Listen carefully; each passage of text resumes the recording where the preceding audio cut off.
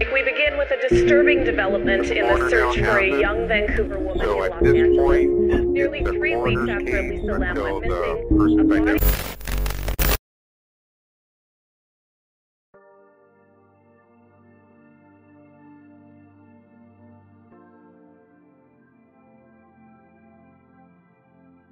In 2013, the last known footage of Elisa Lam came from grainy elevator security camera footage from the Cecil Hotel.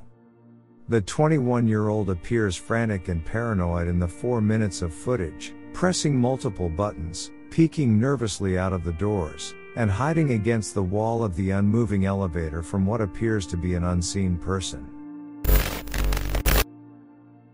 The footage has since become infamous, going viral that February after the police first released it to the public, asking for tips in the case of Lam's disappearance. Scores of internet sleuths jumped on the case of the missing young woman, and theories of paranormal activity, a threatening off-camera figure, and video manipulation quickly began to spread online. It didn't help that the Canadian tourist, who was last seen on January 31, 2013 during the Los Angeles leg of her West Coast trip, happened to be staying in the notorious Cecil Hotel, a Skid Row landmark famously shrouded in darkness and crime.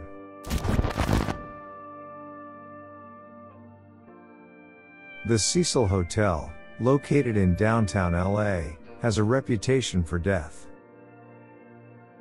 More than a dozen murders and suicides have taken place in and around the hotel since its 1927 opening. Elizabeth Short, the Black Dahlia, was said to have been seen at the Cecil days before her murder, and the hotel served as a temporary residence to serial murderers like Richard Ramirez and Jack Unterweger at times. Crime Scene largely dispels its reputation as cursed by digging into the problematic socio-economic history of the area. And the hotel's part function as low-income housing. But Lam hadn't booked a stay at the Cecil. The Vancouver student, who had long been planning a solo trip up the coast of California, opted to stay at the Stay on Main, a downtown budget hostel, for the Los Angeles leg of her trip. The documentary reveals that the Cecil had converted half of its floors to the Stay on Main at the time of Lam's trip in an attempt to market itself to travelers while simultaneously maintaining its long-term residences on separate floors. While the two properties had different lobbies and entrances, the Cecil Hotel and Stay on Main had shared elevators. This is, among other reasons, why the elevator video of Lam on the last day she is seen alive was so frightening to so many people online.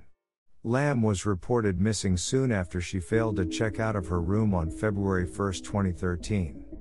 The docuseries recounts several notable occurrences before she disappeared. The hotel had moved Lam from a shared room to a private one as she had been disturbing her fellow guests. She had been escorted out of a television taping earlier that week because of disruptive behavior, and the hotel's manager at the time, Amy Price, describes an outburst that Lam had in the hotel lobby, as well.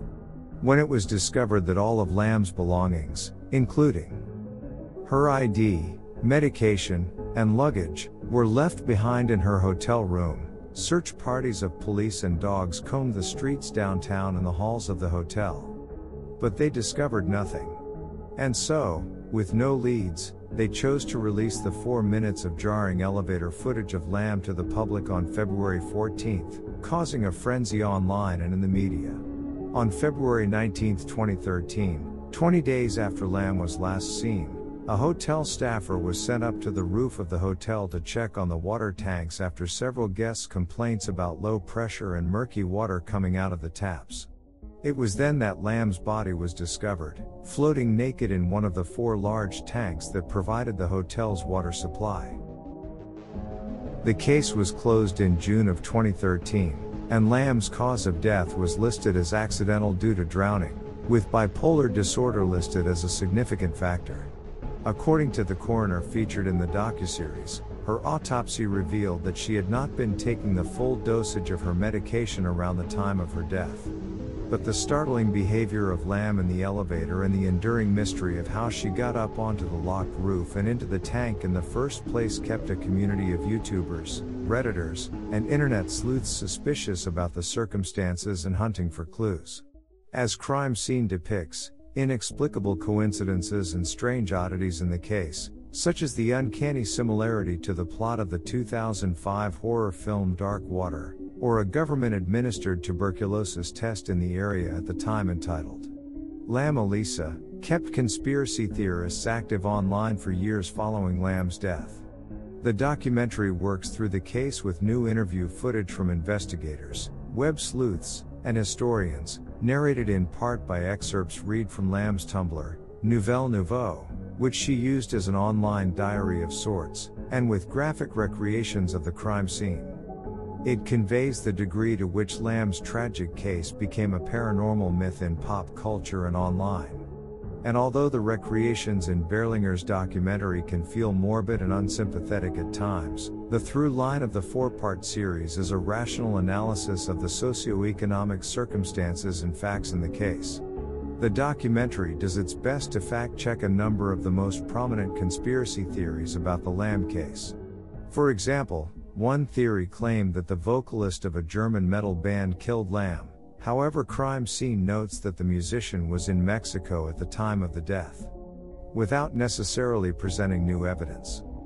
The documentary largely shrouds the mystery surrounding the case by featuring the first-hand testimony of the coroner, investigators, and staff from the Cecil Hotel who had previously not spoken publicly on the matter.